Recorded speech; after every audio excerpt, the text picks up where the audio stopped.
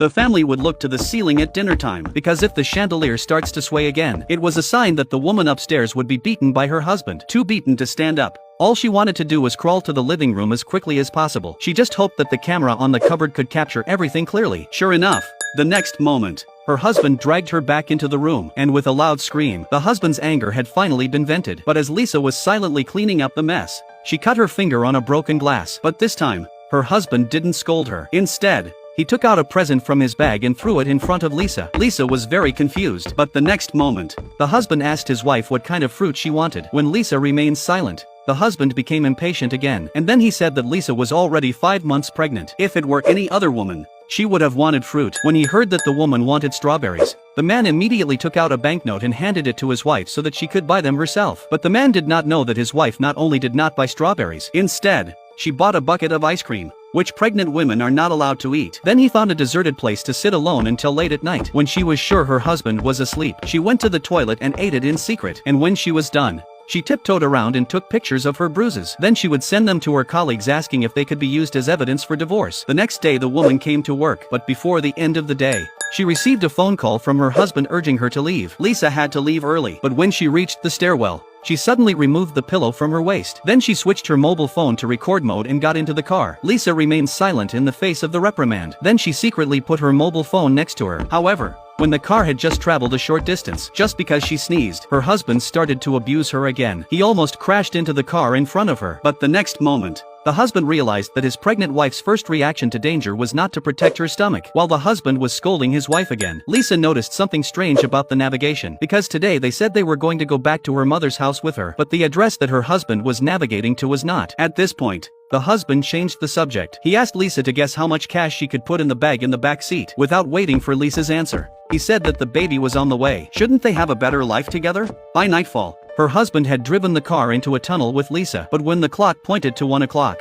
Lisa went back to her mother's house alone. She took off all her clothes and washed them. Then she sat in the bathtub and washed herself. Only when she was done did she lay down beside her mother in a state of restlessness. The next morning Lisa packed her things and was ready to leave. But while she was waiting for the lift, a mysterious phone call told Lisa that her husband was dead. Meanwhile, in a villa, a woman who had just moved here 3 months ago was staring at the yard, because she felt a bad odor in the yard that she couldn't describe. But just as she was about to take a shovel to find out what was going on, but when her husband and son came back, they told her it was the smell of the garden's nutrients. But that day, when the neighbors asked her about the stench in the yard, Anna explained that it was the smell of manure. But then the neighbors said that the smell seemed to be the rotting of the soil. When she heard this, Anna couldn't hold back her curiosity any longer. She went back to the yard and grabbed a shovel. Then she dug at the place she suspected. But the next thing she saw was a horrifying sight. Just a day ago, Lisa's husband Jack took her to a cottage. Since her husband had just said he would fill the snakeskin bag in the back seat with money, she didn't ask too many questions. Then Jack knocked on the door of the family's house. The owner of the house was Anna, but Anna had just found a body in the backyard. She didn't want Jack to come in, but the man kept ringing the doorbell. Anna had to cover her fingers with a flower pot. Then she came to the door with fear and trembling. At the same time, Lisa saw Anna and was curious. Anna had a scarf on her head just like her own. The next moment, Jack burst into the courtyard. As soon as he entered, he smelled a pungent odor, so he started to look for it. Anna stopped him, but Jack went to the woman's side and quietly untied her hair. And seeing that Anna was already angry, the man said he'd wait for Anna's husband, Carl, to return. When Jack returned to the car, he laughed like a madman. He said it wouldn't be long before the two of them could afford a villa like this. While Lisa went to the supermarket to buy groceries, the husband sent a text message to Carl alone in the car. He wanted to change the amount. It turns out he said he only wanted 50 grand, but after a visit to his house, he changed it to 500 million. At the same time, Carl returned to the villa. Anna told him all about what happened in the courtyard, and when she saw that her husband had come to the flower pot, unable to contain her fear, she went to her room. When her husband came in,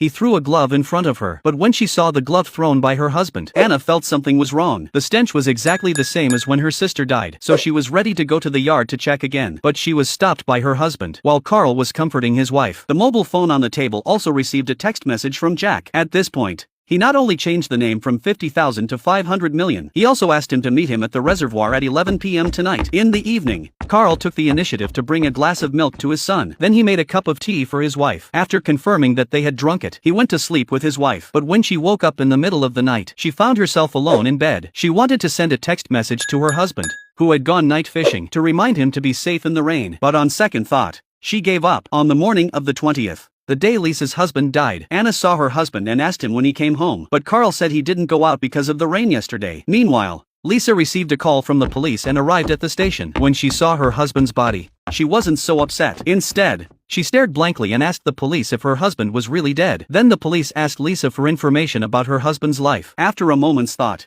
Lisa said her husband had been fishing at the reservoir before he died. According to the information provided by Lisa, the police immediately retrieved Carl's photo because she had followed her husband to Anna's villa, so she recognized Carl's face immediately. But the police said her husband had lost his job a month ago. This reminded Lisa of the snakeskin bag with the money in it when Lisa returned home to throw away all her husband's things, but she found a diary. On the other hand, Anna also noticed something strange. She couldn't understand why her husband said he didn't go to the reservoir, but why his shoes were covered in dirt. Then she saw the amount of leaves on the windscreen, and when she looked at the tires again, a bad feeling began to appear in her mind.